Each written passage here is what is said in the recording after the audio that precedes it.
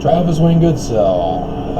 As it is now the close of day, silencing Chris Hayes' show, covering the news, I'm finally able to get to yesterday's news as I'm at CBS News on YouTube, and so apparently today, don't know how many hours ago, the Supreme Court ruled on contraception coverage and religious freedom cases. So what he was talking about were two non-Mormon related cases, but affects the LDS Church directly.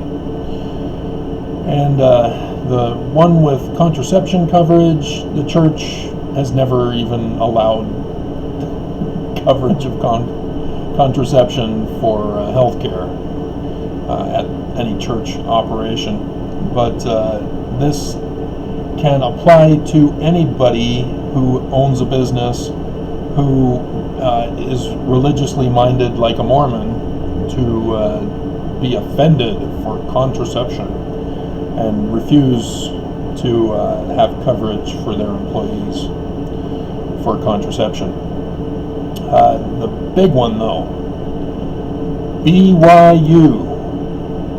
It has three of them: BYU Idaho, BYU Hawaii, BYU Idaho. Do they still have the LDS Business College, or did they rename it? Because Nelson thinks LDS is a heathen name. But any other church school, and I can see this going into the high schools. Well, we're all Mormon here, or the majority of us are Mormon. We live in a democracy. We're now a church school. They can now discriminate. All they have to say is, hey, we're a religious school. The teachers are religious ministers. And they are. They're at BYU especially, they're all set apart to their teaching job. And at least in the church history department. Yeah, they can discriminate now at BYU, which means if you're black, see ya. If you're an immigrant, see ya. If you're LGBTQ, see ya. If you're a raped woman, see ya. If you're divorced, see ya. All of the hate crimes, the church is now allowed to ban you from BYU because of this Supreme Court decision.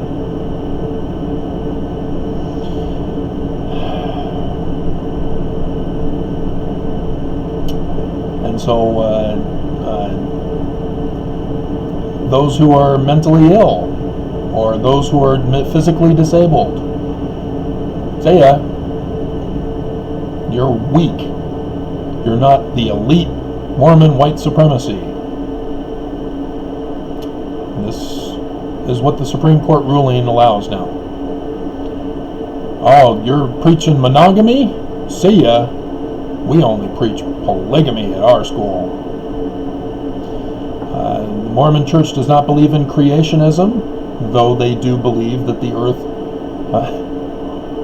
we began with humans at 4,000 with Adam. And so even though there are those who believe that the earth creation took longer, humans were not placed on the earth until 4,000.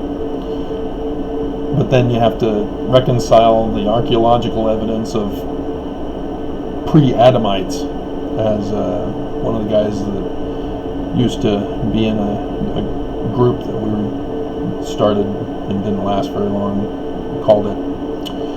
And so, yeah, science?